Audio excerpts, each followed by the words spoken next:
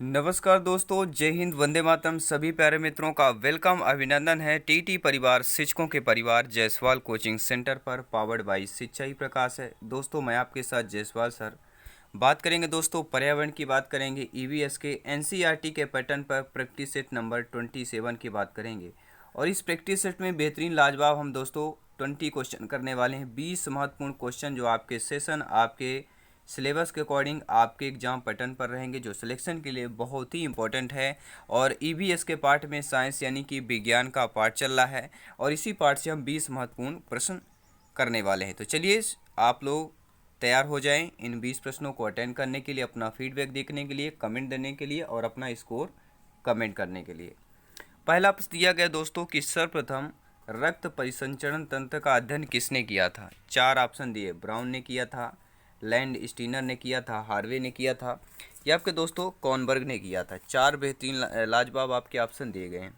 तो सर्वप्रथम रक्त परिसंचरण तंत्र का अध्ययन करने वाले जो आपके महान कलाकार, महान वैज्ञानिक हैं, वो दोस्तों हम हार्वे की बात करेंगे। जी हाँ, इंग्लैंड के एक चिकित्सक हैं, विलियम हार्वे इनका पूरा नाम है। और सबसे पहले इस बात का पता लगाने वाले इन्होंने ही है कि सर्वप्रथम रक्त परिसंचरण तंत्र का अध्ययन किसने किया था। तो सर्वप्रथम विलियम, इंग्लैंड के जो चिकित्सक हैं विलियम हार्वे ने किया था। दूसरा प्रश्न देख लेते हैं, स्क्रीन पर दिया गया है, बहुत ही महत्वपूर्ण प्रश्न है कि पेस मेकर का संबंध दोस्तों किससे है। फेफड़ा से है, हृदय से है, गुर्दा से है, या दिमाग से होता है। कमेंट बॉक्स में आप लोगों को कमेंट करके बताना है। तो पेस मेकर का संबंध किससे है, सभी लोगों को कमेंट करके बताना है। तो पेस मेकर का संबंध सभी लोग जानते हैं किससे होता है, तो हमारे जो हृदय की धड़कन है उससे होता है। पेस मेकर की बात करेंगे। तीसरा महत्वपूर्ण प्रश्न दिया गया है, आई होप सभी प्यारे मित्र अच्छे तरीके से समझ पा रहे होंगे। वीडियो को लाइक शेयर अवश्य करें, दिल से लाइक करें, दिल से सपोर्ट करें।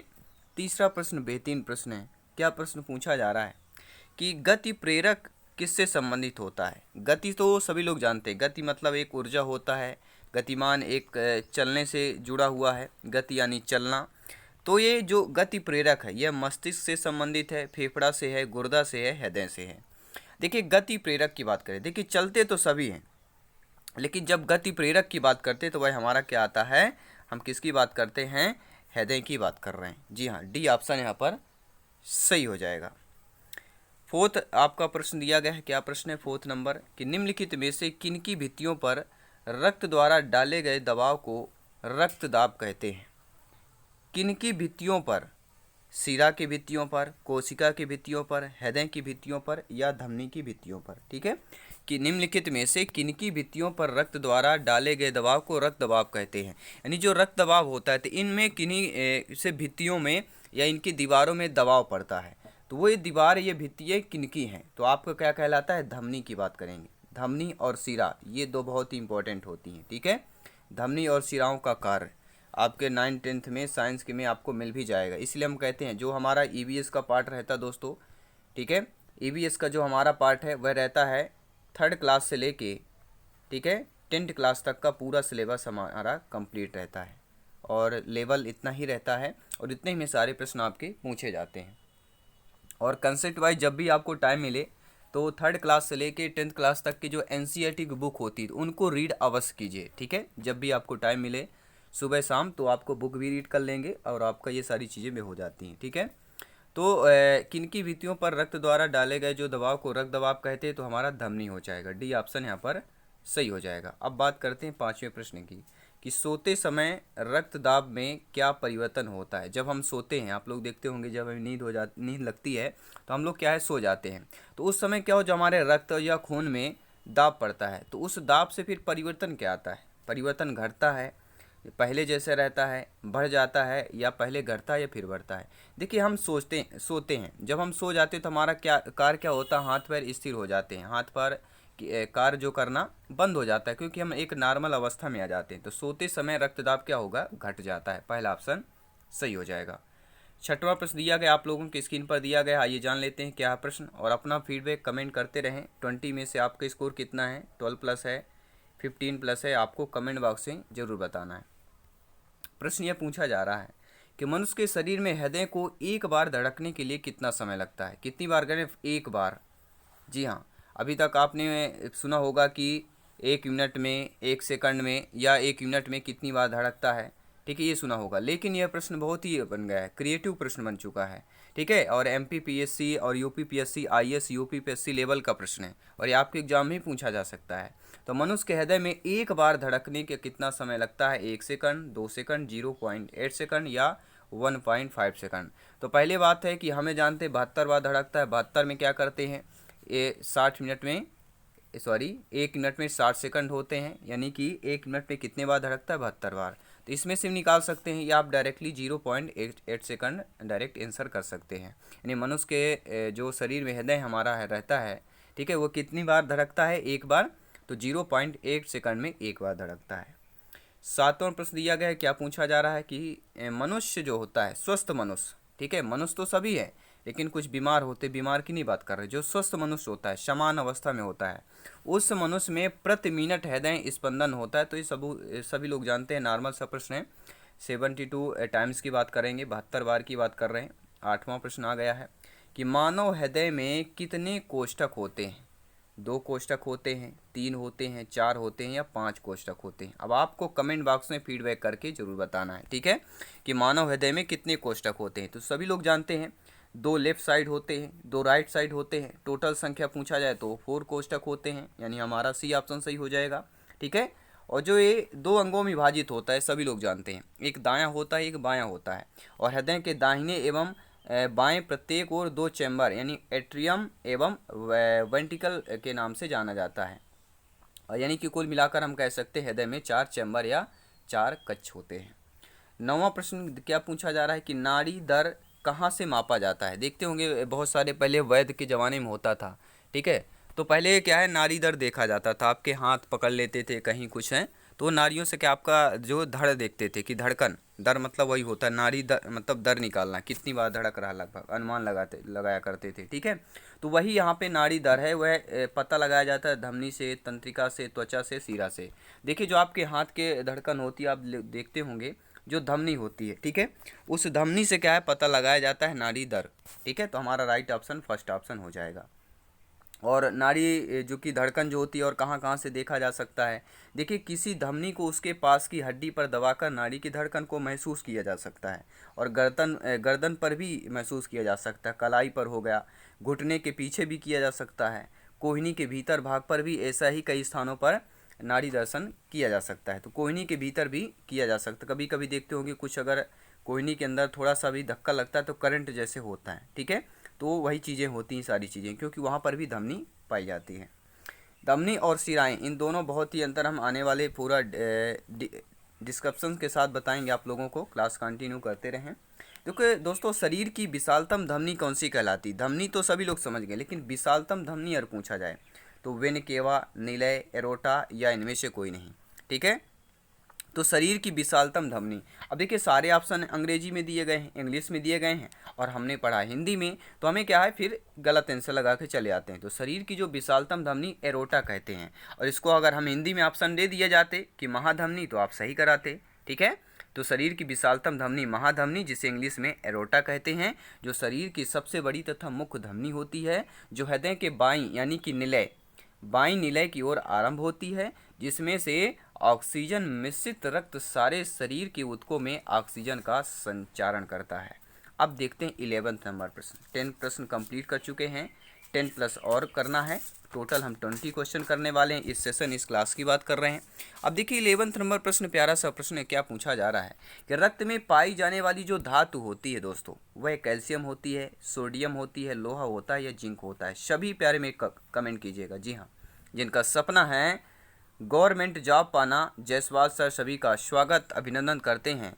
हर एक भाई बहन गृहिणी को नमन करते हैं, आप सभी भावी अध्यापक अध्यापिकाओं को नमन करते हैं। जी हाँ, बहुत ही उम्दा लाजवाब है आपका सपोर्ट, आपका दिल, आपका स्नेह और आपका जो काम करते हैं, आप जो हार्ड वर्क करते हैं, स्टडी करते हैं, वो आपका जो कार्य है वो सपनों को, आपके ड्रीम्स को ज़रूर पूरा करेगा। तो रक्त में पाई जाने वाली धातु सभी लोग जानते हैं, हम लोहा की बात करेंगे। अगर यहाँ पे Fe दिया रहता, आयरन दिया रहता तो बहुत ही जल्दी करते हैं, लेकिन लोहा, कई सारे मेरे फ्रेंड्स है, दोस्त लोग हैं जो कन्फ्यूज भी हो जाते हैं, तो कन्फ्यूज हमें नहीं होना है। ठीक है, 12 नंबर प्रश्न देख लेते हैं क्या पूछा जा रहा है। 12 नंबर प्रश्न है कि रक्त का शुद्धिकरण कहाँ होता है। कहते हैं ना कि मन का शुद्धिकरण तो आप क्या है स्वयं कर सकेंगे, लेकिन रक्त का शुद्धिकरण आपके शरीर में ही होता है। क्या वह हृदय में होता है, यकृत में होता है, किडनी में होता है या फेफड़ा में होता है। जी हाँ, कहते हैं शुद्धिकरण करवा लीजिए, घर का शुद्धिकरण करवा लीजिए। घर में कोई प्रकोप चल रहा है, मन का शुद्धिकरण तो आप स्वयं ही करेंगे। जो अच्छी अच्छी चीज़ें सोचेंगे, अच्छी अच्छी चीज़ें मन में लाएंगे तो आपका मन का शुद्धिकरण हो जाएगा, ठीक है। लेकिन रक्त का शुद्धिकरण करना है तो वह कहाँ पर होता है, इसका कार्य किडनी पर होता है। सी ऑप्शन सही हो जाएगा। और इसके लिए अगर देखिए रक्त का शुद्धिकरण भी करना है तो हमें क्या क्या करना पड़ता है। 7 से 11 तुलसी के पत्ते ले लीजिए, थोड़ा अदरक ले लीजिए, गुड़ व 2 काली मिर्च के दाने लीजिए, 1 गिलास पानी के साथ इसे उबाल लेना है इकट्ठा, और 1/4 रहने पर इसे गुनगुना पिएं। हफ्ते में एक बार इस काढ़े को बनाकर पीने से दूषित वायु का असर कम हो जाता है। और जो आपका नेचुरोपैथी उपचार में आंतों की शुद्ध के लिए एनीमा दिया जाता है, जिससे रक्त भी शुद्ध होता है, ठीक है। तो ये आपका एक घरेलू आपको उपचार भी है शुद्धिकरण करने के लिए।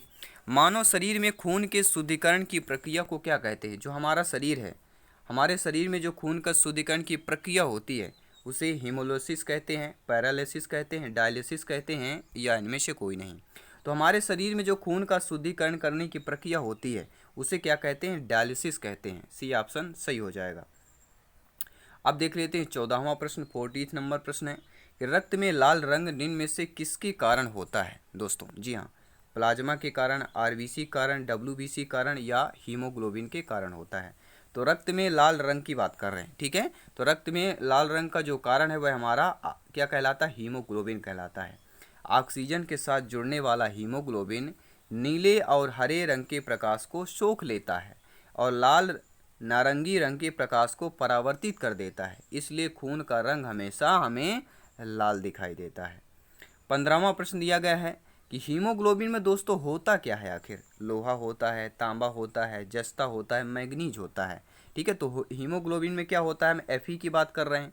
अगर हम इसको बोलें किसकी बात कर रहे हैं, आयरन की बात कर रहे हैं। अगर हमने आयरन का नाम लिया तो एक ही जवाब आएगा, ऑप्शन नंबर फर्स्ट की बात कर रहे हैं, हीमोग्लोबिन में लोहा होता है, ठीक है। अब देखते हैं 16वां प्रश्न।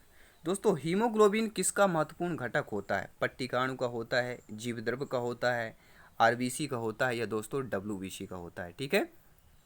तो हीमोग्लोबिन किसका महत्वपूर्ण घटक है, तो दोस्तों जो आरबीसी होता है ये हीमोग्लोबिन का महत्वपूर्ण घटक होता है। 17वां प्रश्न क्या दिया गया है, प्रश्न ये पूछा जा रहा है कि हीमोग्लोबिन का कार्य दोस्तों क्या होता है। रक्ताल्पता का निवारण है, लौह का उपयोजन है, ऑक्सीजन ले जाना है, या इनमें से कोई नहीं।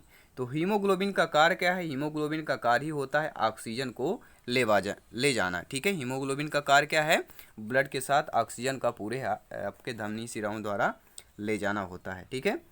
18वां प्रश्न दिया गया है क्या है कि निम्नलिखित में से किसकी सहायता से रक्त द्वारा ऑक्सीजन को ले जाया जाता है, ठीक है। बिंबाणु की सहायता से, लोहित कोशिकाओं की सहायता से, श्वेताणु से, या लसीकाणु की सहायता से।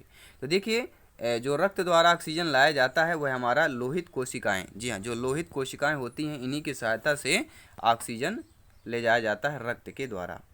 अब देख लेते हैं 19वां प्रश्न दिया गया है और सभी दोस्तों से निवेदन है, सभी पैरामिड जायसवाल सर की नोट्स PDF फाइल फ्री में प्राप्त करना चाहते हैं तो टेलीग्राम चैनल में ज़रूर जुड़ें, सर्च करें जायसवाल कोचिंग सेंटर।